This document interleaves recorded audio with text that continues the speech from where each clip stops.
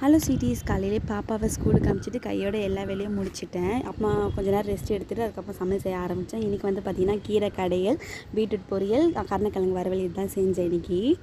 Before marriage பார்த்தீங்கன்னா அம்மா கூட கடைக்கு போகும்போது ஒரு 700 800 செலவு வைக்காமல் வரவே மாட்டேன். நான் அந்தளவுக்கு வாங்குவேன். ஏன்னா அம்மா தானே வாங்கி தராங்க அப்படின்னு சொல்லிட்டு. அப்போ வந்து எனக்கு அந்த காசெல்லாம் அந்த மைண்டு கிடையவே கிடையாது.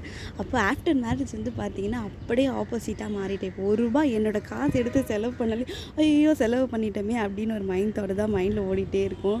நான் மட்டும்தான் அப்படி தான், எல்லோரும் அப்படியா எனக்கு தெரியல. ஆனால் எங்கள் அம்மா யோசிச்சிருந்தா எனக்கு எதுவுமே வாங்கி தந்திருக்க முடியாது. எனக்கு மட்டும் ஏன் அந்த மைண்ட் தாட் வந்ததுன்னு எனக்கு தெரியவே இல்லை இது வரைக்கும்.